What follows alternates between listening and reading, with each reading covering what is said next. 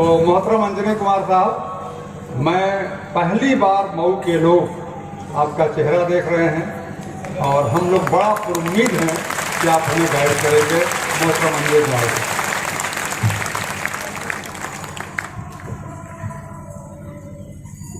आज के कार्यक्रम में मंच पर उपस्थित सभी सम्मानित जन, अंसारी साहब, फाल्की साहब, उजैर साहब, लियाकत है, हमाद भी हैं, सभी यहाँ पे जितने बच्चे हैं जिन्होंने सफलता का एक मुकाम देखा है, और यहाँ पर उपस्थित भारी संख्या में जितने सारे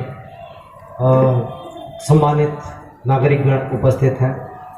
मेरी मुश्किल ये है कि 16 साल मेरी सर्विस को हो गए, मऊ में पहली बार मैं किसी सार्वजनिक कार्यक्रम में हूँ, तो मेरे लिए अटपटा ये भी है कि अपने ही शहर में चीफ गेस्ट, थोड़ा सा अटपटा मेरे लिए लगता है। अपने लोगों के बीच में भाषण करना भी थोड़ा अटपटा लगता है। और रही सही कसर ये हो गई कि मेरे आगे इतने सारे लोग बोल चुके, मेरे लिए कुछ छोड़ा नहीं, मैं कुछ लिख के ले आया नहीं। और निकला था तो ये सोच के निकला था कि किसी एक हॉल में 25-30 लोग इकट्ठा होंगे, बच्चे आएंगे, उनको देंगे, शाबाश शाबाश करेंगे और निकल लेंगे। तो मेरे लिए मुश्किल आसान कर दी कि टाइम इतना ले चुके कि मेरे पास बोलने को भी बहुत ज़्यादा नहीं है, न तो बोलने को बचा है और न बोलने के लिए टाइम बचा है। सबसे पहले मैं जितने बच्चे यहाँ पे उपस्थित हैं जिन्होंने एक मुकाम हासिल किया है, आगे बहुत सारे मुकाम उनको हासिल करने हैं, अभी तो उन्होंने एक किनारा छुआ है। उन्होंने भी, जिन्होंने यूपीएससी अभी निकाल ली है, यूपीएससी के में सफल हुए हमारे 2 बच्चे हैं, पीसीएस में भी हैं, नीट में भी हैं, और इनकी सफलता देख के और सारे लोगों की बधाई देख के याद आता है कि जब पढ़ते थे तो माँ बाप कहते थे बेटा पढ़ ले, एक बार नौकरी लग गई तो आराम ही आराम है। जब नौकरी लग गई तो ये हो कि प्रमोशन हो गया तो आराम ही आराम है। अब लगता है कि रिटायरमेंट के बाद शायद आराम मिलेगा।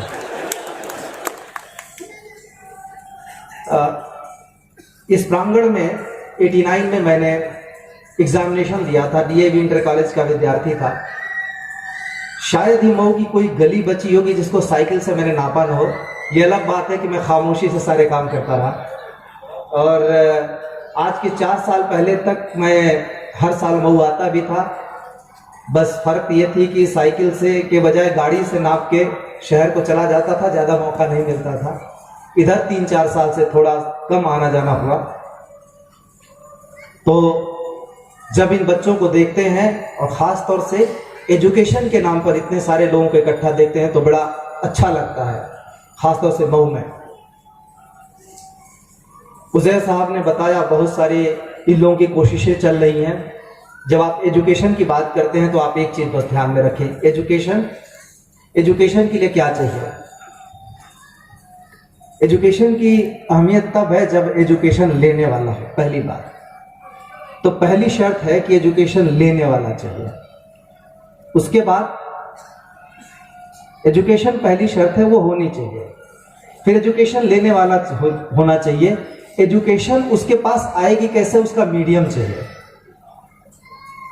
तो या तो एकलव्य हो जो गुरु द्रोणाचार्य की मूर्ति बना के और लगातार प्रैक्टिस करे और फिर गुरु को जीवंत कर दे मूर्ति में, और फिर अपने समय का सबसे बड़ा धनुर्धारी बन जाए।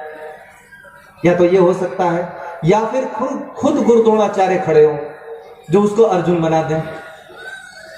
अभी ईंट नहीं आई है, मेरी बात आप समझ रहे हैं ना। एजुकेशन के लिए पहली शर्त जब हम बात करते हैं तो कहते हैं ईंट रखेंगे, नहीं, ईंट नहीं। पहली शर्त है एजुकेशन लेने वाला और देने वाला। ये 3 हो गए, एजुकेशन मुकम्मल है। और ये तीनों चीजें आपके मऊ में हैं, पहले भी थी, आज भी हैं, कल भी रहेंगे। अब आते हैं ईंटों पर। लियाकत ने भी बताया, आप सारे लोगों ने बताया, जुगाड़ है, ऐसी नहीं कि जगह नहीं है। अब ईंटें हैं तो मीडियम खत्म हो गया, देने वाला खत्म हो गया। अब लेने वाले हैं तो उस तरीके के लेने वाले नहीं हैं, ये बड़ा थोड़ा गोल गोल है। इन सारे बच्चों की मौजूदगी में और जितने हमारे अभिभावक हैं, इसमें भी बहुत सारे लोग होंगे, उनकी मौजूदगी में बता रहा हूं। अभी एक बार यहाँ पे कह दीजिए, यहाँ मैथ्स का कोई जानकारी नहीं है, देखिए 10 लोग खड़े हो जाए, क्या बात कर रहे हो, मेरे जैसा मैथ्स कोई पढ़ाता है? अभी कह दीजिए शाम को 10 बच्चों को पढ़ाना है अलग से, खाली नहीं है, न्योते में जाना है। मैं हर एक विषय के बारे में कह रहा हूं। प्राइमरी स्कूल का पढ़ा हूं, पेड़ के नीचे पढ़ा हूं, तो इसलिए बिल्डिंग मेरे लिए बहुत बड़ी मायने नहीं रखती। बिल्डिंग की जरूरत पड़ेगी, एक वक्त पे जरूरत पड़ेगी। इतनी बहुत सारी बिल्डिंगें खड़ी हैं जिनका यूज भी नहीं हो रहा है, हमें बिल्डिंगों की कमी नहीं होती। अब जरूरत यही है कि वैसा माहौल बनाया जाए उन बच्चों के लिए, इन सारे लोगों के लिए। आज से 16 साल पहले 2004 के एग्जामिनेशन में जब निकला था, उसके पहले 4 साल माइनस कर लीजिए, तो इसी शहर में घूमता टहलता रहा था। मैंने इलाहाबाद से पढ़ाई की है, संयोग से मेरे दोनों बाद के दोनों भाइयों ने जेएनयू से की है, मैं तो इलाहाबाद से मऊ के बीच में रह गया, यही बनारस इलाहाबाद मऊ। तो सारी चीजों से और सारे डेवलपमेंट से मैं परिचित हूं। जो सारी चीजें इन लोगों ने कही, बहुत सारी बातें कह दी, मैं बस छोटे छोटे हिस्से जो मुझे लगते हैं, मेरा अनुभव उतना ही मैं बोलूंगा। तो पहली बात यह है कि एजुकेशन चाहिए और क्यों चाहिए, और फिर एजुकेशन के साथ साथ क्या चाहिए। इतने सारे लोग इकट्ठे हैं, थोड़ा थोड़ा करेंगे तो बात बनेगी। एजुकेशन आज के दौर में बड़ी जटिल प्रक्रिया है। प्राइमरी स्कूल पहले से बेहतर हुए हैं और आंगनवाड़ी सेंटर भी बड़े हैं। हमारे टाइम में आंगनवाड़ी केवल एक महिला हुआ करती थी, मिडवाइफ कहलाती थी, मुझे याद है, और मैं सारे लोगों को बताया करता हूं। अब तो आंगनवाड़ी सेंटर्स भी है, आंगनवाड़ी सहायक है, और तब गवर्नमेंट का इंटरवेंशन इतना ज्यादा नहीं था कि आपको कोचिंग्स वगैरह की बातें भी की जाती है। अब बातें होने लगी है, मैं ही नहीं कहूंगा कि सबके तक उसकी पहुंच हो गई है, पर बातें हो गई, तो कम से कम इतने तक है। अब जरूरत क्या है? जरूरत है कड़ी से कड़ी जोड़ने की, और मैं हर जगह जहां नौकरी करता हूं वहां भी यही बात कहता हूं। अब हमें जरूरत है कड़ी से कड़ी जोड़ने की। अभी यहाँ पे मुझे इतने सारे अच्छे लोग मिल गए जो काम कर रहे हैं, मतलब अच्छा काम करने वाले लोग। ये बड़ा लोडेड स्टेटमेंट है कि अच्छे लोग, क्योंकि वो फिर एक बड़ी सी सर्किल चलने लगेगी। अच्छा काम करने वाले मैं मिलता हूं दिन भर में कम से कम 20 लोगों से, तो उसमें से 15 बहुत अच्छा वाकई में काम कर रहे होते हैं। कोई इधर अच्छा काम कर रहा है, कोई इधर अच्छा काम कर रहा है। फिर मैंने एक दिन पूछ लिया, जब इतने सारे लोग अच्छे काम कर रहे हो तो अच्छा काम दिख क्यों नहीं रहा यार? क्योंकि कड़ी से कड़ी जुड़ी नहीं है। एक अच्छा वाला और दूसरे अच्छा वाला, वो उधर कर रहा है, वो उधर कर रहा है। इसी सोसाइटी, देखिए देना और लेना सोसाइटी को ही है। मैं तो सोसाइटी का बना हूं। जिस दिन मैं ऑफिस पहुंचता हूं और ऑफिस से निकलते समय एक बार दाएं बाएं ताक लेता हूं, कोई बचा तो नहीं। कई बार 3:30 बजे, कई बार 4 बजे निकलता हूं लंच करने। ये कोई बहुत बड़ी खूबी नहीं है, मेरे जहन में है, दिमाग में है कि 2005 से पहले मैं उस तरफ था तो क्या सोचता था। मैं सब नहीं बदल सकता, अपने लेवल पे जितना हो सकता है उतना कर सकता हूं। यही सारे लोग थोड़ा थोड़ा कर लें जो हम चाहते हैं। आप कहते हैं मऊ का माहौल ऐसा नहीं है, खराब किसने किया? मैं अभी कहता हूं मऊ का माहौल बदले, कहे लोग करने नहीं देंगे। कौन लोग? ये बैठे लोग। कौन नहीं करने देगा? हमारे रास्ते में कौन बाधा है? क्या गड़बड़ियां हैं जो हम दूर नहीं कर सकते? आप कहेंगे 16 साल बाद खड़े हुए हैं आके मऊ में, तो भाषण बहुत देंगे। 2007 में कोशिश की थी और मेरा इरादा यह था कि मैं कोई भी सिस्टमेटिक चेंज नहीं करना चाहता।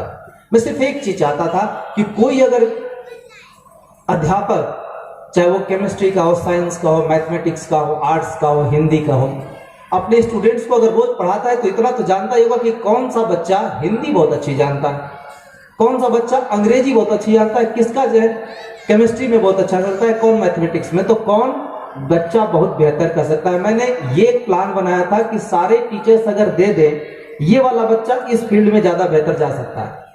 उसके बाद बारी आती है कि अब इसके आगे क्या करना है। इसी मऊ से बहुत सारे लोग मैंने जब इकट्ठा करना शुरू किया, नंबर नोट करना शुरू किया, तो बहुत सारे लोग बाहर बहुत अच्छे जगहों पे हैं। उन्होंने मुकाम हासिल किए हैं, उन सबको जोड़कर एक प्लेटफॉर्म दे दे, तो क्या मऊ के लोग अपने बच्चों के लिए 2 घंटा नहीं निकाल सकते हैं गाइड करने के लिए? कोई सीए होगा, कोई डॉक्टर होगा, कोई इंजीनियर होगा, कोई आईएएस अधिकारी होगा, कोई आईआरएस अधिकारी होगा, कोई आईपीएस होगा, सब तरीके के लोग एक जगह इकट्ठा हो जाएं, तो क्या 2 घंटे उस एक बच्चे से बात भी नहीं करना है? हफ्ते में आप 2 घंटे निकाल लो, संडे के दिन उससे एक बार बात कर लो, देखो मोटिवेशन लेवल उसका कितना हाई हो जाता है। ये तो काम हम कर ही सकते हैं, बहुत आसान सी चीज बता रहा हूं, इसमें कोई खर्चा नहीं लग रहा है, ये लोग काम वो कर रहे हैं और बहुत सारे लोग ऐसे काम कर सकते हैं। लेकिन शुरुआत कहां से होगी? और बहुत शॉर्ट में, आज मेरे पास समय नहीं है, बहुत सारी चीजें मैं बस छू छू के निकल जा रहा हूं। रोल सबका बारी बारी लेके आना पड़ेगा। मैं पौराणिक दृष्टांत जितने हैं, मैं उनको अगर ये न मानते हुए कि वो हुआ था, कल घटित भी हुआ था, नहीं भी हुआ था, मैं हमारे सामने कहानियां तो हैं, हमारी दादी माँ जो कहानी सुनाती थी बचपन में, कहीं ना कहीं तो उसमें सच्चाई होगी, उन सच्चाइयों को कहीं ना कहीं समाज से उठाया गया होगा। उन सारे दृष्टांतों को उठा के देख लें तो पहली ड्यूटी अभिभावक की है। पहली ड्यूटी अभिभावक क्या करता है? अभी आंगनबाड़ी जाने को तो छोड़ दीजिए, 3 ANC कंप्लीट नहीं कराता मदर की। 3 ANC का मतलब जो 3 इंजेक्शन उनके सिक्योरिटी के लगते हैं। हम लोग जब मैं मीटिंग लेता हूं, एकदम दिल बैठ जाता है। 39% लोगों ने अपने बच्चे का वैक्सीनेशन कराया है। आगे क्या होगा? उस बच्चे के दिमाग पर आप क्या, मतलब दिमाग मजबूत होगा तो सारे बच्चों में बहुत अच्छा उसके अंदर हुनर है, दिमाग मजबूत, उसको और करने की जरूरत है। कहां से होगा? बचपन से। आप वो कोई ऐसी चीज नहीं है जो आपको खरीदनी है, जो मुफ्त में मिल रही है, आग, हवा, पानी, इन सब के अलावा जितनी सारी चीजें मुफ्त मिले और आपके बच्चे के लिए बेहतर है, वो तो कम से कम कर लो। एक पहली शर्त। दूसरी, लियाकत ने बताया, वो मैं उसको थोड़ा सा मोड़ना चाहूंगा कि पढ़ने के अलावा आदमी के अंदर एनर्जी बहुत होती है। बच्चे चौराहे पे, पुलिया पे बैठे रहते हैं, उनको किसी न किसी खेल में, किसी न किसी म्यूजिक में, किसी न किसी ऐसी इंटरेस्टिंग चीज में हम इंगेज कर सकते हैं। एनर्जी होती है, सबसे बड़ी बात है। छोटे बच्चों में बहुत ज्यादा एनर्जी होती है, लेकिन वो डाइवर्ट नहीं की जा सकती गलत एंगल में, क्योंकि उनके दिमाग उतना नहीं चलता है। लेकिन एक एज ऐसी आती है, आज कल बहुत पहले आने लगी है, 8 से 10 साल की एज में बच्चा गलत चीजों की तरफ मुड़ने लगता है। उसी समय जरूरत है उसको चैनलाइज करके ऐसी जगह लगाने की कि कम से कम ठीक रहे, और फिर एक पीरियड तक जब तक वो मुकाम हासिल कर ले। ये पूरी ड्यूटी गार्जियन की, और इसमें कुछ भी नहीं लगना है। हम लोग गांव में गिल्ली डंडा में ही सही दिमाग लगाते थे, कोई फोन के वो यूट्यूब में और ये सब देश दुनिया घासत करते हुए नहीं। हमें बहुत ज्यादा दिलचस्पी नहीं थी, तो गांव के खेल में किसी खेल में, और किसी खेल में ऐसे खर्चे वाले हर एक खेल नहीं है, बहुत सारे हो सकते हैं, लेकिन इससे सामूहिकता आती है। कम से कम ग्रुप तो नहीं बंटता। हर पृथ्वीराज चौहान का कोई इब्राहिम गांधी तो हो सकता है, समथिंग लाइक दैट। मतलब इतिहास के फैक्ट्स में नहीं जा रहा। इससे एक टीम बनती है, वो टीम सोसाइटी को कनेक्ट करती है, जोड़ती है। पहली बुनियाद यही है कि इंसान होना चाहिए, और वो हम अपने बच्चों को बनाएं। दूसरी, फिर अभिभावक की ड्यूटी है, ये बड़ा आसान सी चीज नहीं है जो लियाकत ने कहानी बताई। लियाकत हर कोई नहीं हो पाएगा, तो सोसाइटी मिलके इतना तो कम से कम कर सकती है। लाइब्रेरीज की बहुत जरूरत है, 2 वजहों से। इन बच्चों के रास्तों में अभी कम रुकावट आई, ये तो कम से कम थोड़ा थोड़ा करके निकल गए। मैं देख रहा हूं, अगर हमारे जमाने में मोबाइल रहता तो शायद मैं आपके सामने नहीं खड़ा रहता। और ये बहुत बड़ी रुकावट भी है। जितना आपको दे रहा है उससे ज्यादा ले रहा है, खासतौर से बच्चों से। किताब का कोई विकल्प नहीं है। एकलव्य के ऊपर फिर से आता हूं। द्रोणाचार्य ने मना कर दिया, नहीं सिखाऊंगा, तो उसने क्या किया? उसने कहा सीख लूंगा। द्रोणाचार्य की मूर्ति बनाई, क्या किया? कौन सी चीज आ गई उसको? अचानक से उसको कहीं से वरदान मिला होगा? ये जमीनी कहानियां हैं, कोई वरदान की नहीं, प्रैक्टिस की, रेगुलर। दिमाग में अर्जुन था, उससे आगे जाना था, क्योंकि द्रोणाचार्य का सबसे कुशल शिष्य वही था, उससे आगे जाना था। रोज की प्रैक्टिस, और बार बार गुरु द्रोणाचार्य की तरफ देख के कि आगे आपके शिष्य से जाऊंगा। उस प्रैक्टिस ने उसको बेहतर बनाया। अभिभावक अपने बच्चों को रोज प्रैक्टिस करने के लिए बैठा तो सकता है, बैठ तो सकता है, थोड़ा टाइम दे सकता है उसके साथ। वो नहीं वो सही, वो नहीं वो सही, वो नहीं वो सही। और अभी की सोसाइटी में सबसे ज्यादा जरूरत उन अभिभावकों की है जो लोग सर्विसेज से रिटायर हो गए हैं, जो लोग कुछ भी नहीं कर रहे हैं, वो इतना काम तो कर सकते हैं, गाइडेंस, वो भी एक अभिभावक का काम कर सकते हैं। फिर बारी आती है टीचर के। मैं अक्सर जब अध्यापकों से बात करता हूं तो मैं कहता हूं कि मुझे एक विश्वामित्र चाहिए। फिर से दृष्टांतों पर ही आ रहा। मैं वैसे तो बहुत सारे हूं, मैं 3 गुरुओं का एग्जाम्पल देता हूं। एक द्रोणाचार्य थे, एक विश्वामित्र थे, एक शुक्राचार्य थे। द्रोणाचार्य ने भेदभाव किया शिष्यों के बीच में, और भेदभाव किया तो उसका नतीजा महाभारत हुआ। विश्वामित्र का एक ही था, एक ही उद्देश्य था, जाके दशरथ से वृद्धावस्था में उत्पन्न उनके बच्चे मांग लाए, और हठ करके मांग लाए। और इतने हटे कि किसी का बुढ़ापे में बच्चा पैदा हुआ, किसी को दे देगा क्या, वो भी इस बात के लिए कि पूरा एकदम हवाले ही कर दे। लेके गए, जिम्मेदारी से लेके गए, सिखाया। सिखाने के बाद उनकी पहली जो प्रैक्टिस करवाई वो उसके ऊपर करवाई, जो कि बाद में रावण से कनेक्शन जिसका निकला। और उसके बाद शादी भी खुद ही कर दी। और दशरथ ने कुछ भी नहीं बोला। डेडिकेटेड गुरु अगर ऐसा हो तो। एक शुक्राचार्य थे, उन्होंने ठान रखा था कि तुमको गलत काम नहीं लगाऊंगा, सिखाऊंगा सब, शर्त लेकिन ये कि गलत काम करोगे।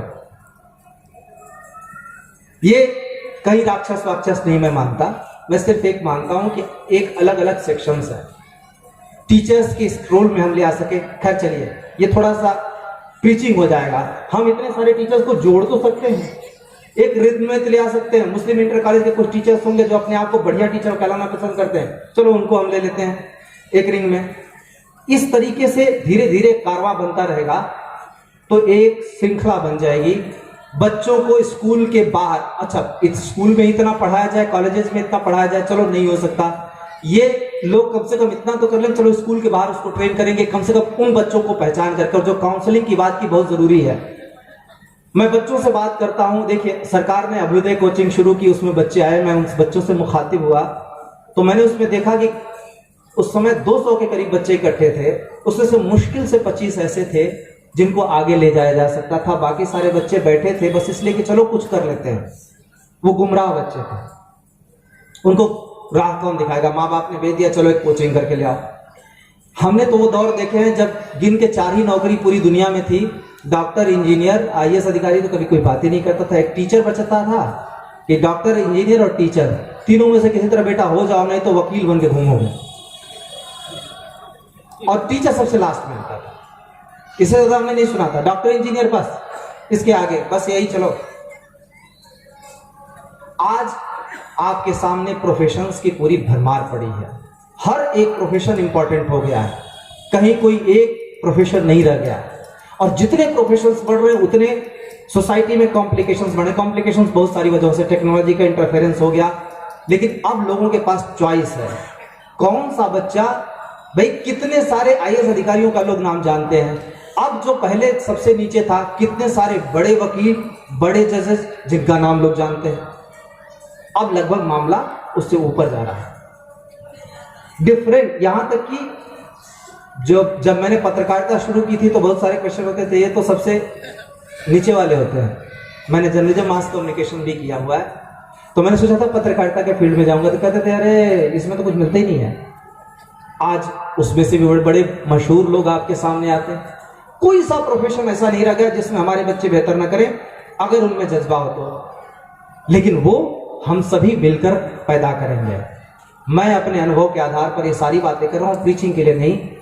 शुरू में अगर प्राइमरी स्कूल के टीचर ने ये नहीं सोचा होता कि चलो 5वीं में इनको ABC सिखाते हैं, तो एक बहुत सारे लोगों ने हाथ पकड़ा, मतलब एक शुरू से लेके ऊपर तक पता नहीं कितने नाम। और आखिरकार मैं सारे अभिभावकों से कहना चाहता हूं, मैं खड़ा हूं तो अपने माँ बाप की वजह से। वो अगर एकदम ठान के नहीं बैठते कि नहीं करना है तुम्हें, तो शायद मैं नहीं कर पाता। पहली शर्त है माँ बाप, दूसरी शर्त है जो टीचर्स हैं, और टीचर्स वो भी जो रिटायर हो चुके हैं, जो मानते हैं अब तो मैं किसी काम का नहीं रहा, खाली गुरु जी सलाम और जी बच्चा ठीक, आप उससे आगे बहुत कुछ कर सकते हैं। तीसरी, बहुत सारे प्रोफेशन से रिटायर बहुत सारे लोग ओल्ड फैशन आप कभी नहीं होते। चाहे जो भी किसी भी प्रोफेशन का आदमी ओल्ड फैशन नहीं होता, कि अब तो दौर बदल चुका है। हमारे पाठ्यक्रम से इनका पाठ्यक्रम बहुत बदल चुका है, जो यूपीएससी अभी नए बच्चे दे रहे हैं। फिर भी अभी भी मैं इनको बहुत कुछ गाइड कर सकता हूं, जितना बेहतर आप गाइड कर सकते हैं। मैं देख रहा हूं लाइब्रेरियां खत्म हो रही हैं और खत्म की जा रही हैं। बड़ा दुर्भाग्यपूर्ण चीज है। लोग अपनी किताबें कबाड़ को बेच देते हैं, अरे बच्चे को दे देते हैं जिसके पास किताब नहीं है पढ़ने को। बुलंदशहर में डीएम था, सवेरे मॉर्निंग वॉक में अक्सर मैं निकल जाया करता था, अभी थोड़ा कम कर दिया है, पहले मैं यूं ही निकल जाया करता था। एक बार तो मैंने अपने लिए खूब गालियां भी सुनी है। फतेहपुर में डीएम था, मैंने एंटी इंक्रोचमेंट ड्राइव शुरू की थी।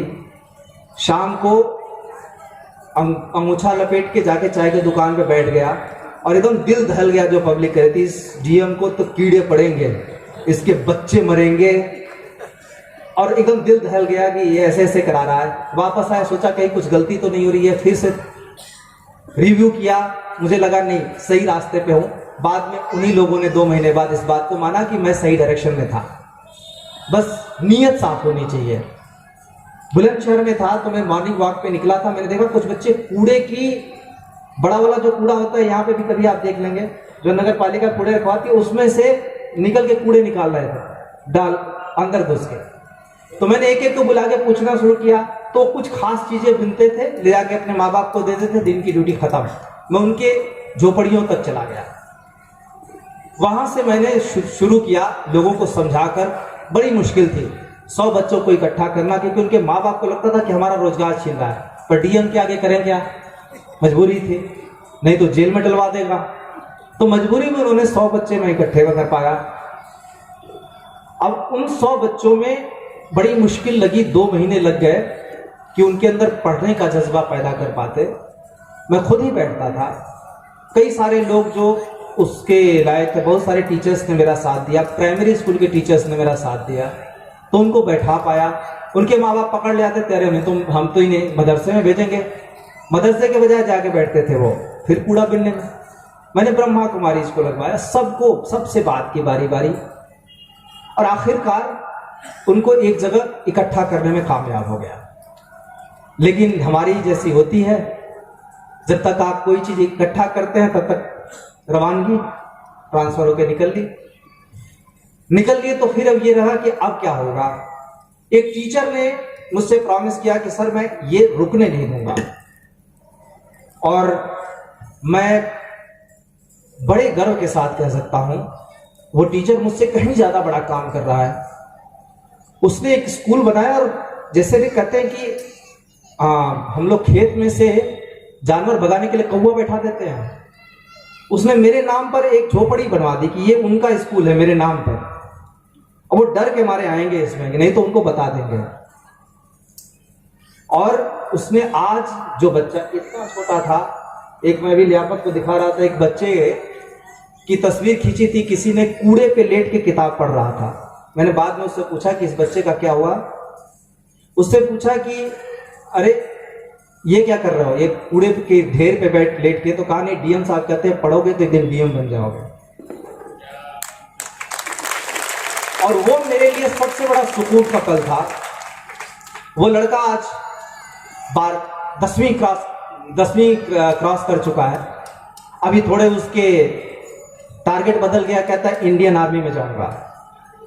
कम से कम 20 बच्चियां और जिनकी अदरवाइज शादी हो जाती, पता नहीं कहाँ रहती, आज वो पढ़ रही हैं। कोई 10वीं में है, कोई 12वीं में है, किसी का कई सारी चीजें बताते हैं। अभी तक मैंने भी उसको सोचा नहीं था जॉब के तौर पे कोई लेगा, कोई नेवी की स्पेसिफिक चीज बताता है। अच्छा लगता है कि जिन बच्चों ने कभी सोचा नहीं था, उनके बारे में एक चीज मशहूर थी, रात में दारू पी के हंगामा करना और फिर जेबें काटना। ये कहते थे कि रात में चोरियां होती हैं, और ये बात काफी हद तक सही थी कि वो बच्चे उन सब चीजों में शामिल थे।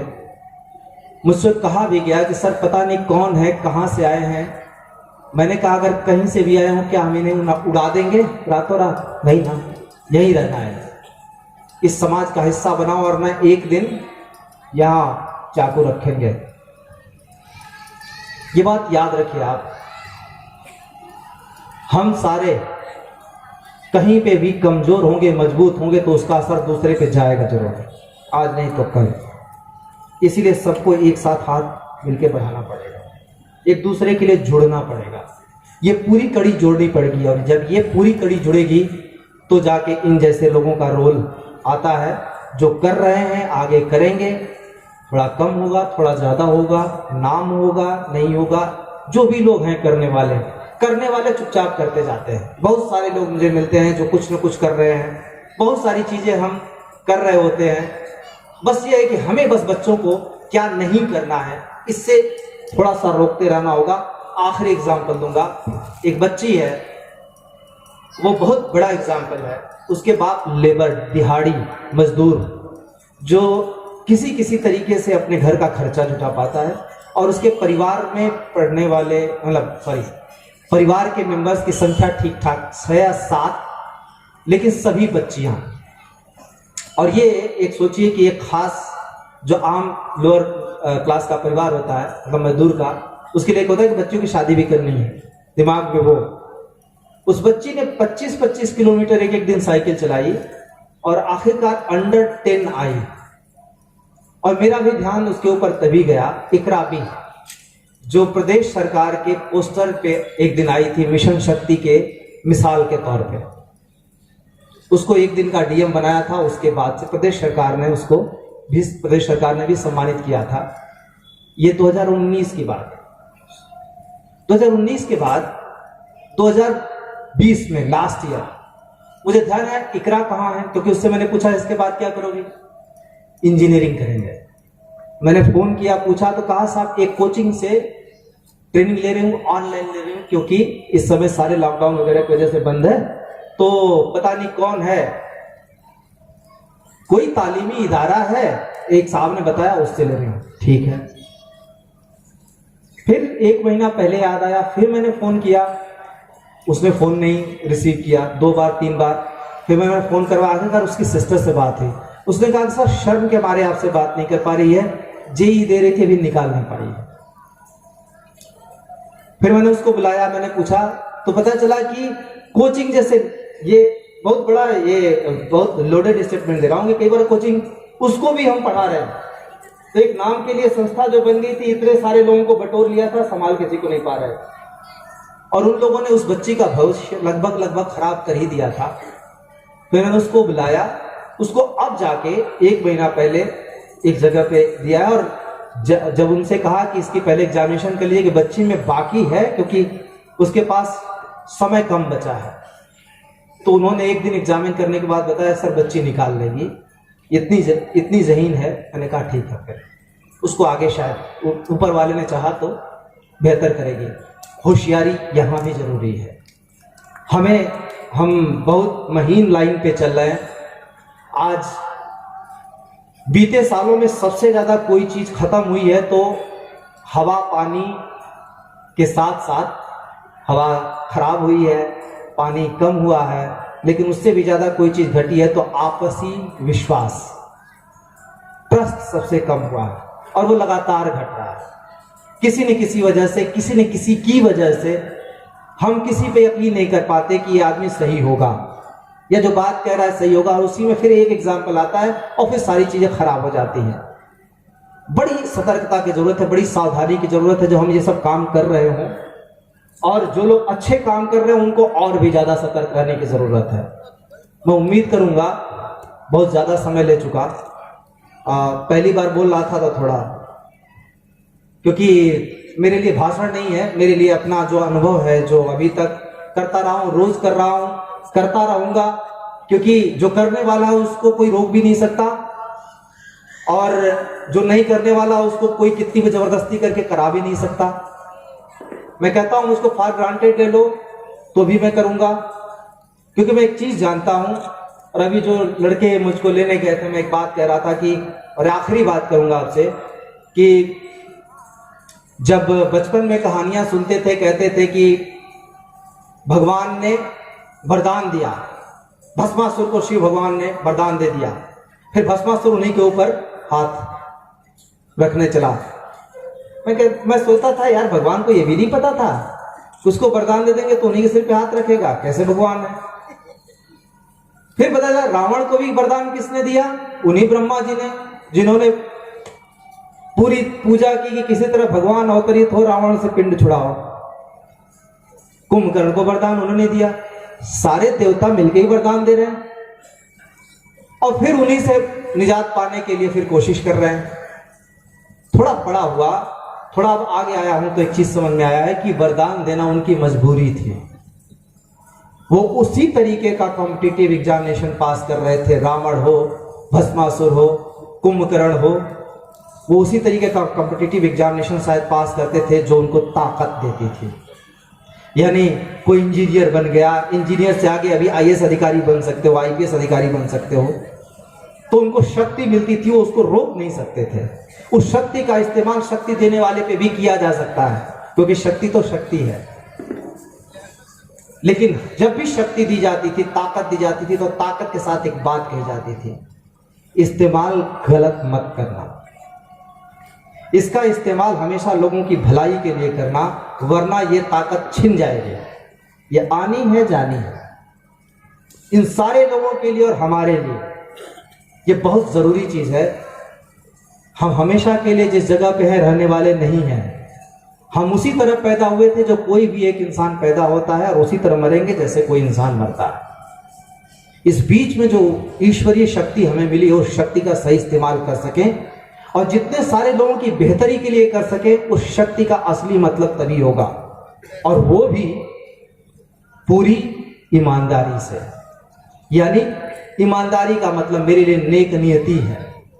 अगर आपकी नीयत सही है, आपका इंटेंशन किसी के लिए गलत नहीं है, क्योंकि देखिए ये हाथ है, जो ताकत है, ताकत मजबूर करती है हमें कि हम किसी को दंडित भी करें, किसी को ऊंचा भी उठाएं, किसी को शाबाशी दें, किसी को थोड़ा पीटें भी। ये वही शक्ति है, हम मजबूर हैं उस शक्ति के हाथों, क्योंकि हम बाध्य है, उसने हमें बाध्य किया हुआ, जिस जगह पे हम कर रहे हैं उसको करना ही करना है। और अगर नहीं करते हैं तो हम अपने प्रति बेईमान हैं, पूरे सोसाइटी के प्रति बेईमान हैं। जो ताकत है, उस ताकत का सही इस्तेमाल हो, सही नीयत से इस्तेमाल हो, लोगों की बेहतरी के लिए इस्तेमाल हो, तभी वो बनी रहती है। और मैं प्रार्थना करूंगा कि ये जो ताकत है सबकी लगातार बढ़ती रहे। जो ये बच्चे आए हैं ये भी वो ताकत हासिल करें, जो लोग लगातार कर रहे हैं, ईश्वर उन्हें भी बहुत ताकत दे, और जो ताकत लेके बैठे हुए हैं उन्हें भी ईश्वर उतना ही ताकत दे कि वो फिर से उठ के खड़े हों, अपनी ताकत का सही इस्तेमाल करें उनके लिए जिनको उस ताकत की जरूरत सबसे ज्यादा। मैं प्रार्थना करूंगा और आप सारे लोगों का आभारी हूं। पहली बार हूं, बोल रहा हूं आप लोगों के बीच में, जज्बाती भी हूं। उम्मीद करूंगा कि फिर आगे मौके जब भी मौके आएंगे, मेरे लिए ये जरूरी है कि मैं लगातार आता रहूं। इस तरह से सार्वजनिक कार्यक्रम में शायद बहुत ज्यादा शरीक नहीं हो पाता, न हो पाऊंगा, थोड़ा सा इस मामले में संकोची हूं, पर मेरी तरफ से मैं आपको एश्योर करता हूं कि जब भी आप मुझको बताएंगे कि जहां जरूरत है, मेरी जितनी ताकत ईश्वर ने दी है, मैं हमेशा आपको हाजिर करूंगा। Thank you.